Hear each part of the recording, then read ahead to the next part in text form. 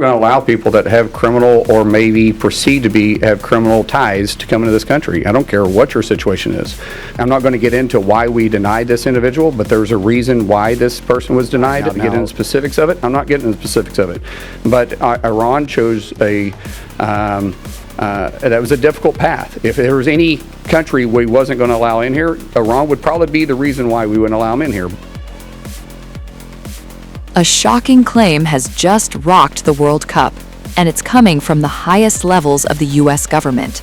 A senior Trump administration official is now alleging that Iran attempted to use its FIFA World Cup delegation as a way to bring individuals with suspected ties to the Islamic Revolutionary Guard Corps, the IRGC, into the United States. The explosive accusation was made by Homeland Security Secretary Markwayne Mullin, and it has immediately added a new layer of controversy to Iran's participation in the tournament. According to Mullin, U.S. authorities carefully carried out security vetting of Iran's World Cup entourage before granting entry into the country, and what they allegedly found raised serious concerns. Speaking during a television interview, Mullin claimed that more than half of the individuals Iran wanted to bring as part of its World Cup delegation were ultimately denied entry. The secretary said U.S. officials carefully reviewed the list of travelers connected to Iran's national football team, and according to him, a significant number of those seeking entry were flagged during the screening process. Mullin alleged that some individuals attempting to travel with the delegation from Iran's training base in Tijuana, Mexico, had what he described as direct ties to the IRGC. The IRGC is one of the most powerful military organizations in Iran, and allegations involving the group are certain to draw intense scrutiny in Washington. Mullin did not hold back. During the interview, he argued that the United States had good reason to reject the applications. He claimed dozens of entry requests were denied following security reviews, and he accused the Iranian government of attempting to exploit the World Cup delegation process. According to Mullin, Iran plays games and cannot be trusted. The secretary also revealed another striking allegation. He claimed that the president of Iran's Football Federation was denied entry into the United States. While making that claim, Mullin stressed that the players themselves were not the focus of the security concerns. Instead, he emphasized that Iran's national team members underwent screening procedures and were ultimately cleared to participate in the World Cup. So while the players were allowed to take the field, questions were allegedly being raised about others seeking to travel alongside them. Mullin was later grilled over reports that a Somali World Cup referee and an Iraqi team staffer were denied entry to the U.S. Here's what he said.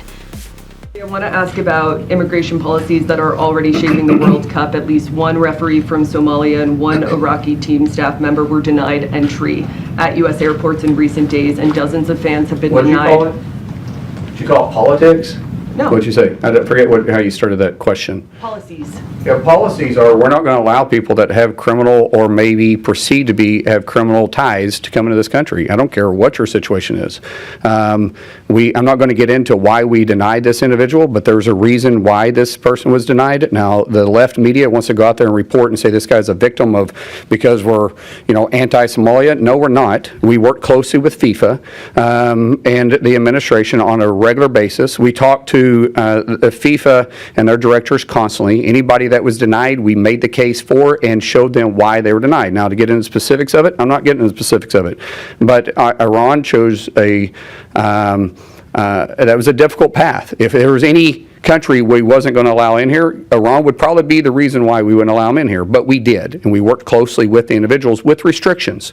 And so there was more than just these two. There was multiple individuals throughout. We have a World Cup here. We got a lot of countries that doesn't exactly have access to the United States, and we did a phenomenal job on getting as many people cleared as we could. The controversy had been brewing for weeks. On June 2nd, Homeland Security Secretary Markwayne Mullin faced tough questions from a Senate panel amid growing tensions over a New Jersey immigration detention center.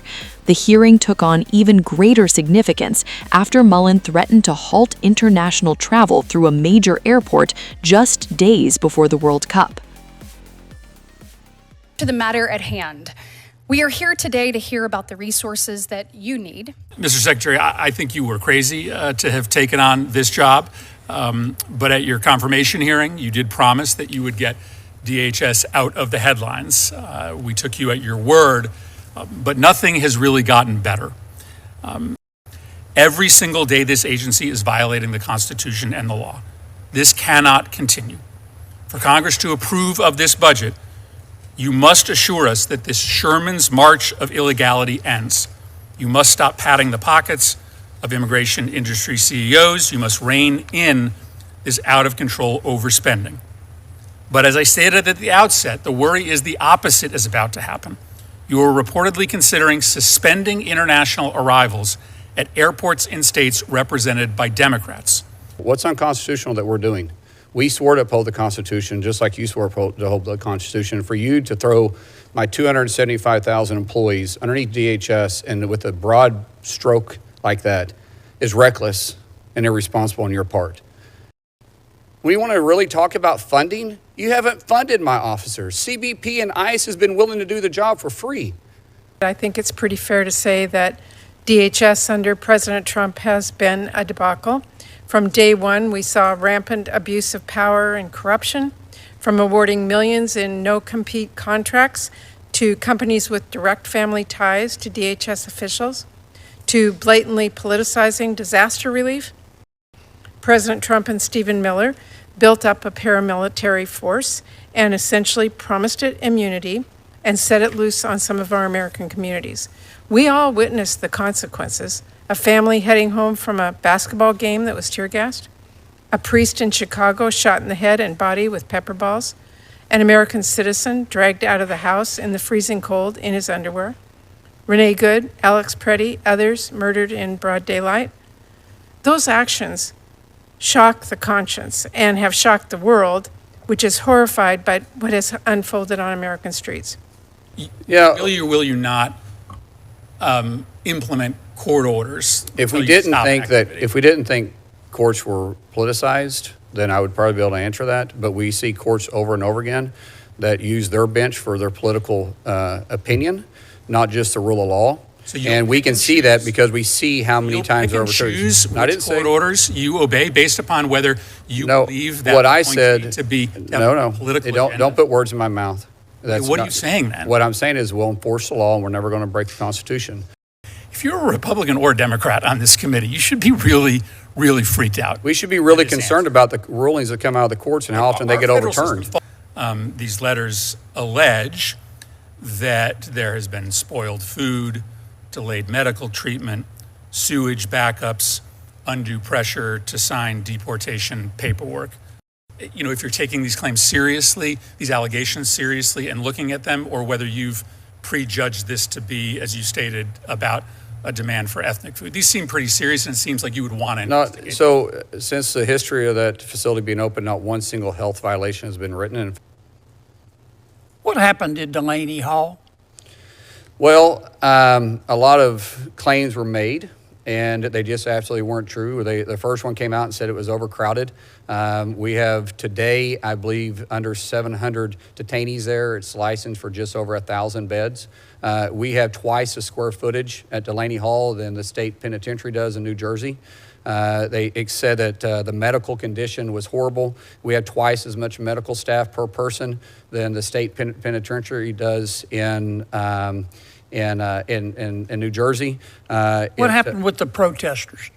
Well, the protesters is interesting. The governor and the state officials were going out and saying that they were peaceful protesters and ICE was agitating them. That all changed when the governor finally allowed the state police to do their job. When they came in, they quickly realized these aren't peaceful protesters. These are rioters. This is part of a pattern we've seen, because I do want to turn to the case of Alex Preddy. And in that case, Secretary Noem said that he was engaged in an act of domestic terrorism. She said that it looked like Alex Preddy intended to, quote, inflict maximum damage and to kill law enforcement, unquote. That wasn't true either, was it? I'm sorry, I didn't hear the statement. That wasn't a true statement either. Of her statement? Yeah. I can't speak on her behalf, but it's not what I recall seeing. I want to know if you're going to be willing to provide state investigators access to evidence they have requested in their ongoing investigations into the killings of Alex Preddy and Renee Good. Sir, as you know, the FBI is set up to do the investigation on federal law officers, and we investigate it from the federal side as a federal action, not a state action. I'm also very concerned that in 2 weeks' time, we're going to have millions of people coming to see one of the greatest sporting events in history. How are we going to protect our homeland? The shutdown has hindered our preparedness, but we are going to be prepared, and we're working every single day on it. We're locking down stadiums with sweeps. We're pushing out perimeters. We're killing choke points, creating traffic control. We're working with the states, and every city, I'll tell you, every city we're working in, they have cooperated with us, even in sanctuary cities, because I think all of us want to highlight the greatness of the United States during this World Cup. We have 78 Super Bowls in 38 days, and hopefully we pull it off with complete safety. The committee stands adjourned.